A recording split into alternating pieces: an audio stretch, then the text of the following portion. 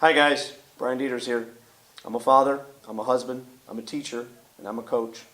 And as I mentioned in my last video, I'm now running for Congress as a Democrat in the 18th Congressional District of Illinois in the primary coming up in March. Our message is clear. We are all tired of the political divide. We are all tired of the broken system. And I'm presenting these videos as an opportunity to raise awareness on the institutions, on the concepts, on the isms that are driving this wedge between us. We have way more in common, and we need to focus on those commonalities. But in order to do that, we need to understand what it is that is profiting off of dividing us. So today, we're going to talk about probably the most significant of those concepts, and it's the concept of elitism.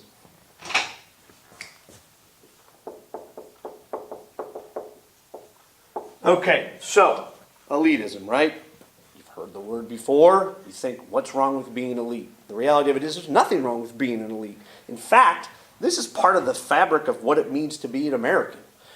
You know, we want to be the best in school. We want to be the best in the sports fields. There's nothing wrong at all with that. It's really who we are as Americans. We are an exceptional nation. We shouldn't run from that. I'm not talking about that kind of elitism. What I'm talking about basically is the idea of power elites who, as a result of their opportunity to have power and want to keep power, are manipulative. This comes in two forms, largely. Corporate elitism and media conglomerates, oftentimes working together. The reality of it is, and the problem is, not that we have successful corporations at all. Capitalism is a great thing. The problem is when these corporations become so powerful that they are hurting everybody else. Statistics show us that income inequality is at a growing alarming rate, consistent to where it was in the late 1920s, right before the Great Depression. The wealth distribution also is something that's a very big concern. So, what does this have to do with politics? Why do we need to talk about it? Here's why. Because, as of course a lot of people know, money talks. And this happens on Capitol Hill too. So, we need to explore the idea of how corporate elites are influencing our legislation and influencing in a way that's largely about benefiting them. And everybody else is unfortunately being kind of left behind. And that gap is widening through the current process of we're seeing things. This recent tax bill, to be totally honest with you, is an example of it. So how does this all happen? It has to do with what we see with special interests. Now, interest groups, it's not a bad thing. This is an important part of the system. In fact, you go all the way back to the development of our country, right? And the discussion was we need to have people outside of the spectrum of the lawmakers who are influencing and making the decision on what the laws are going to be. So special interests in themselves are not a bad thing. The problem is what we've seen in recent years. And that problem has to do with the amount of money that is being allowed to be spent by these private organizations. If you look at the statistics, there was a recent article that I was reading in The Atlantic. You see that private corporations and their lobbyists that lobby for them in these certain special interests spend to the dollar 34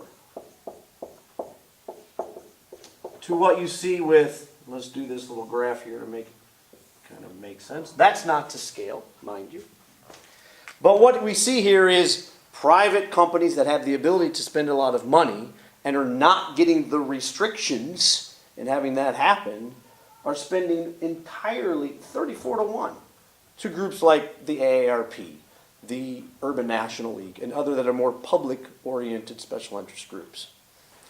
All right, so there's still a missing piece here, and that is, well, why is this a big deal if corporations who have a lot of money spend a lot of money on their influence? So what?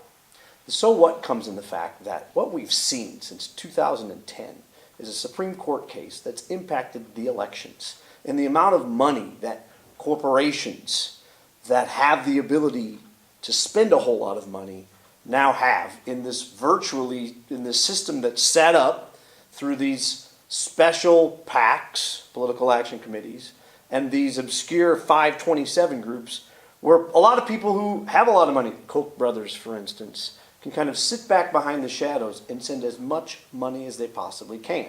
This was a Supreme Court case probably a lot of people have heard about called Citizens United versus the Federal Election Committee.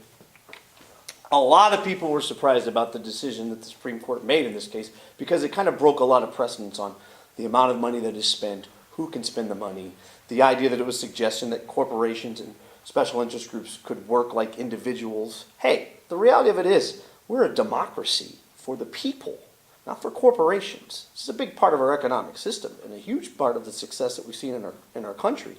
But a lot of people, think that we've gotten to the point where if we just let these big companies spend as much money as they want, that's going to very negatively impact the whole process. And it has. And it has because Congress people feel the pressure. It's just the way it is. It's unfortunate. Many of them are well-intended, but when they constantly get these special interests and these lobbyists telling them we should vote this way, we should do things this way, that way, largely to benefit them, then you have a situation. Now, okay, connect that with a couple of other important things that need to be brought up. One of them is the idea of how congressional districts are set up. I'm sure many of you have heard of the concept of gerrymandering. Gerrymandering goes back many, many years, like from the early 19th century, the development of our country, like 1815. Elbridge Gerry was a politician in Massachusetts. He helped work to create a district line that would benefit him because he saw, people that live over in this area of our district, they think the way I think. This is all about what political realignment is. Every 10 years, states have a responsibility to change up their districts. Okay, so that's fine. That makes sense. The problem is in how it's happening.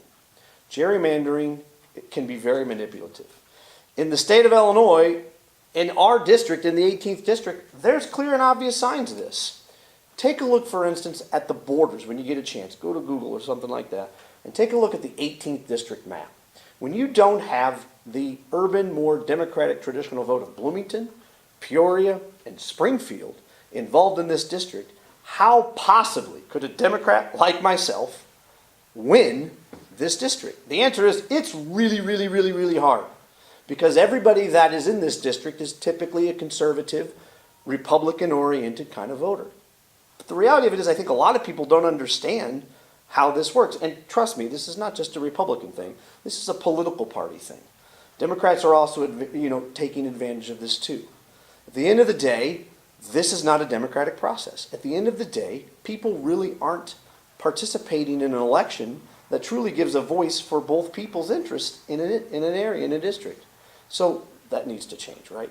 One of the things that we can do is bring in, like Canada does and a couple of other states in our nation, an independent, nonpartisan commission. That's their job, just to set the boundary lines for what a district would look like. It certainly would promote a more democratic process. It doesn't necessarily mean that there would be a changeover, but it would be more fair. So that's a big way that we can try to curb some of this manipulation that we're seeing that all goes down to who has all the money at the top.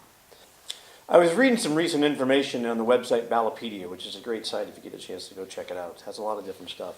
They had mentioned in the 2016 congressional elections throughout the country, only 23 of the 435 elections were considered competitive. Think about that. 23. Only 23 of 435. This is something that we really need to think about. Maybe this realignment, having an independent commission could help with that. Maybe advocating even the idea of putting in term limits if we don't see changes. But there needs to be something that happens to minimize the influence that comes down ultimately from the corporate elites, the powerful elites that definitely are controlling how things are legislated. So hey guys, I don't want to take any more of your time here today. But what I do want to end with is to say this. This is the type of thing that we need. We need to raise awareness. So please share this video. Please send it on social media to other people. And just get the conversation going. Send us questions back too. That's what this is all about. We are seriously all in this together. That's what this kind of grassroots movement is all about. It's time to be aware. It's time to heal. And we'll see you next time when we talk about the problems of what's called absolutism. Thanks.